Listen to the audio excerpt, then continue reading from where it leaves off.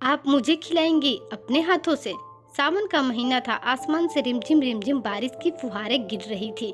मिट्टी की सौंधी सौंधी सी खुशबू, खिली खिली हरियाली और इसी महीने आने वाला त्योहार हरियाली तीज का, जो स्त्रियों के लिए नई उमंग, जीवन में प्रेम के राग और रंग लेकर आता है। कोई झूले पर झूलकर अपने प्रियतम संग इठलाती है तो कोई अपने प्रिय से दूर उनकी यादों में ही स्वयं का श्रृंगार करती हुई नजर आती है।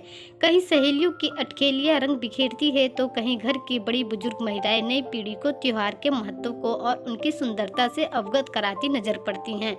इस वर्ष भी सावन आया है, तीज आई है और इस बार तो ये बहुत ही विशेष है क्योंकि विवाह के पश्चात शीतल की ये पहली तीज होने वाली थी। छत पर बैठी शीतल आसमान में चांद और तारों को देखते हुए मन ही मन प्रार्थना कर रही थी, हे ईश्वर, मेरा और मेरे पति अजीत का साथ भी इसी तरह हमेशा बना रहे। तभी शीतल की सास अनीता जी आती है। शीतल बेटा, कहाँ हो तुम? सहसा अपनी सासू माँ अनीता जी की आवाज़ से शीतल की तंद्रा भंग होती है। शीतल कहती है, मैं यहाँ हूँ माँ, अपनी कुर्सी पर। तो फिर तुम यहाँ क्यों बैठी हो? मेहंदी कब लगाओगी? शीतल कहती है, 8 बज गए हैं, अब मेहंदी लगाने बैठूंगी तो 9 बज जाएंगे, फिर रोटियां बनानी हैं और आप तो जानती हैं कि तुम्हें 9 बजे तक खाना खाने की आदत है। इस घर में सबको गर्म रोटियां चाहिए होती है। फिर तुम्हें नींद आने लगती है और फिर पूरा दिन तो तुम्हारा दफ्तर में ही गुजरता है। यही कहना होगा तुम्हारा, है ना? शीतल की बात को अनीता जी ने बीच में ही काटते हुए कहा था। हाँ माँ, इसलिए बस शगुन के तौर पर बस एक नॉर्मल सी पत्ते वाली मेहंदी ही लगा लूंगी। बिल्कुल नहीं, आज मेरी इकलौती बहू की पहली तीज है। पहली तीज पर फीकी मेहंदी बिल्कुल नहीं लगेगी। तुम नीचे चलो, मैंने मेहंदी वाली को घर बुला लिया है। पर काम वो कैसे होगा माँ? आपके हाथों का दर्द भी तो अभी ठीक नहीं हुआ है। शीतल के स्वर में संशय था। एक बात बताओ, ये घर अकेले हम दोनों का तो नहीं है ना? तो फिर इस घर के जो आधे हिस्सेदार है उन्हें भी तो वक्त आने पर अपनी जिम्मेदारी निभाने के लिए आगे आने का मौका हमें देना चाहिए, है ना? मतलब? मैं कुछ समझी नहीं माँ जी। शीतल ने हैरान होते हुए अनीता जी की ओर देखा। अरे मेरी प्यारी भोली बहू, ऐसे ही दिनों के लिए तो मैंने तुम्हारे ससुर और तुम्हारे पति दोनों को रसोई के कामों में एक्सपर्ट बनाया है। उन्हें गर्मा गर्म रोटियां खाने की आदत है तो गर्मा गर्म रोटियां बनाने भी तो आनी चाहिए ना कभी कभी। शीतल कहती है, सच में माँ जी, वे बना लेंगे खाना? अनीता जी कहती है, हाँ और क्या। यह किस किताब में लिखा है कि हम औरतों को ही हमेशा घर परिवार की जिम्मेदारियों में पिसकर अपनी इच्छाओं को, अपनी खुशियों और आराम को त्यागना जरूरी है? अब तुम चलो मेरे साथ। शीतल नीचे पहुंची तो उसके ससुर जी और पति अजीत भी हॉल में मौजूद थे। अरे इतना वक्त कहाँ लगा दिया था? ससुर जी ने पूछा तो अनीता जी ने हंसते हुए कहा, आज त्योहार के दिन भी आपकी बहू खाना बनाने की चिंता में उदास बैठी थी। अरे बहू, इन बातों की फिक्र मत किया करो। अभी तुम्हें यहाँ आए 2 ही महीने तो हुए हैं और तुम्हें दफ्तर के काम के साथ इस घर की भी सभी जिम्मेदारियों को तुमने बखूबी संभाल लिया है। हम तो तुम्हारे जैसी बहू पाकर बहुत खुश हैं। धीरे धीरे तुम इस घर के सारे छुपे हुए रहस्यों को भी जान जाओगी। हम बाप बेटे के असली टैलेंट को तुमने अभी देखा ही नहीं है, आज तुम हमारा छिपा टैलेंट देखोगी। ससुर जी ने हंसते हुए बोला, आप बिल्कुल सही बोल रहे हैं पापा, अजीत ने भी कहा। तो अनीता जी उसे टोकती हुई बोली, फिलहाल तुम तो कुछ बोलो ही मत, नालायक कहीं के। जब देखो बस दफ्तर के काम में लगे रहते हो। नई शादी हुई है, तुम्हें तो बहू के साथ थोड़ा वक्त गुजारना चाहिए। उसे अपने बारे में, इस परिवार के बारे में बताओ ताकि वो बेवजह की चिंता न किया करे। आज के ज़माने में तो शादी से पहले ही लड़का लड़की दोनों एक दूसरे से लेकर परिवार वालों के बारे में सब कुछ जान लेते हैं, लेकिन न जाने तुम दोनों किस दुनिया से आए हो। तुम दोनों को एक दूसरे के साथ समय बिताने तक का समय मिलता ही नहीं है। माँ, इसमें अकेले आपके बेटे का ही नहीं, थोड़ी गलती मेरी भी है। मैं भी तो अपने दफ्तर में ही उलझी रहती हूँ, ये सोचकर कि इस बार प्रमोशन मिल जाए, फिर एक दूसरे के लिए और परिवार के लिए तो सारा जीवन पड़ा है। शीतल धीमे स्वर में बोली, तो अब तुम दोनों अपनी अपनी गलती सुधारो। सिर्फ दफ्तर, पदोन्नति, चकाचौंध से भरी लाइफस्टाइल ही जीवन नहीं होती है मेरे प्यारे बच्चों। एक बार ये वक्त गुजर जाएगा तो फिर लौट कर नहीं आएगा। ससुर जी ने उन्हें समझाते हुए कहा तो शीतल और अजीत ने भी सहमति में सिर हिला दिया। तभी दरवाजे पर हुई दस्तक ने उन सबका ध्यान खींचा। सामने सीमा खड़ी थी जो मेहंदी लगाने के लिए आई थी। उसे देखकर अनीता जी बोली, आओ सीमा, अंदर आओ। मेरे हाथों में तो तुम पहले ही मेहंदी लगा चुकी हो, अब जरा मेरी बहू शीतल के हाथों में भी अच्छी सी मेहंदी रचा दो। बिल्कुल चाची जी, आज तो मैं ऐसी मेहंदी लगाऊंगी कि अजीत भैया आपको देखते ही रह जाएंगे, सीमा ने मुस्कुराते हुए कहा। फिर शीतल को मेहंदी लगाने में व्यस्त हो गई।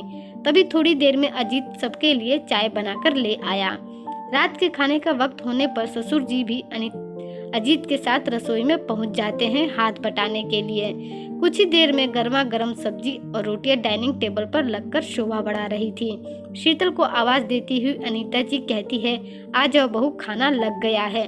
पर माँ, मेहंदी तो अभी तक सूखी ही नहीं है, मैं कैसे खाऊंगी? शीतल ने कहा। तुम्हें भूख लग रही है या नहीं, यह बताओ, अनीता जी ने पूछा। शीतल कहती है, लगी तो है माँ जी। तो फिर बस बैठ जाओ, अनीता जी ने आदेश देते हुए कहा।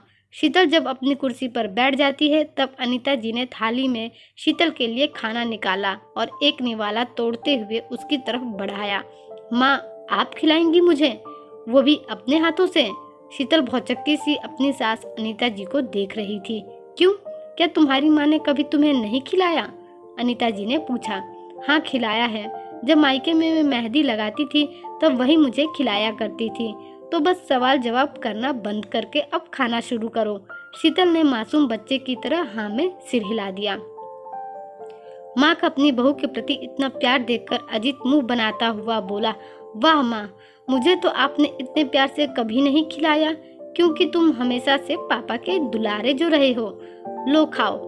तभी अजीत के पिताजी एक निवाला तोड़कर अजीत की तरफ बढ़ाते हुए बोले, ऐसे ही मिल बांट कर तो घर गृहस्थी चलती है। मैं घर के कामों में व्यस्त रहती थी तो ये बेटे को संभाल लेते थे। उसे नहलाना, तैयार करना, खिलाना पिलाना, उसके कपड़े धो देना, घर के सभी काम, कभी मुझे ये सुनने के लिए नहीं मिला कि ये मेरा काम नहीं है। अनीता जी पुराने दिनों को याद करती हुई कहती है, यही तो सुखी जीवन के सारे मंत्र अब मुझे आप दोनों से सीखने हैं। शीतल ने कहा। हाँ, मुझे भी सीखने हैं, अजीत भी बोला। अनीता जी बोली, हाँ भाई, तुम दोनों मिलकर सीखोगे तभी तो हमारी विरासत आगे लेकर जाओगे। अजीत के पिताजी ने मुस्कुराते हुए कहा। 1 मिनट रुकिए जरा, मैं अभी आया। सहसा अजीत उठता हुआ बोला। वो लौट कर आया तो उसके हाथों में उसका फोन था। मैंने मना किया था ना कि खाने के वक्त कोई फोन नहीं छुएगा, अनीता जी ने कहा। तो अजीत बोला, अरे माँ, बस 2 मिनट, आपकी शीतल बहू को खाना खिलाते हुए आपकी एक तस्वीर लेनी है बस। क्यों, इस दिखावे की क्या जरूरत है? अजीत के पिताजी के पूछने पर अजीत ने जवाब दिया, अरे पापा, ताकि लोगों को पता चले कि कहानियों से हटकर भी ऐसी सास होती है, ऐसा परिवार होता है और होना चाहिए, ताकि बहू के चेहरे पर ससुराल का खौफ नहीं, प्यारी सी मुस्कान हो। तो बात सही है, तुम शीतल को खिलाती रहो अनीता, ये तस्वीर ले लेगा, अजीत के पिताजी बोले, ताकि सबको ये लगे कि अचानक ली गई तस्वीर है। शीतल ने हंसते हुए कहा, ये सही है, चलो भाई खींचो तस्वीर, ताकि भविष्य में अपनी बहू के साथ रिश्ता निभाते हुए मेरी बहू भी इस तस्वीर को अपने जहन में रखे, अनीता जी बोली।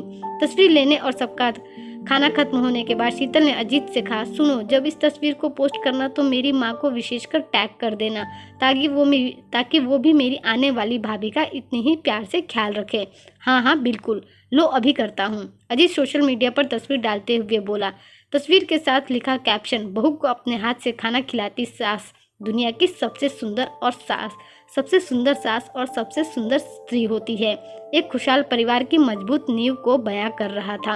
अपने परिवार के साथ मुस्कुराती हुई शीतल सोच रही थी, अगर घर के बड़े ऐसे हो तो इस कलयुग में भी ऐसी जोड़ी बन सकती है। भगवान हमारे परिवार को सारी बुरी नजरों से बचाए रखे। दोस्तों, आपको मेरी आज की कहानी कैसी लगी कमेंट करके जरूर बताइएगा। ऐसी ही कहानियों के लिए हमारे चैनल को सब्सक्राइब कर लीजिए। धन्यवाद।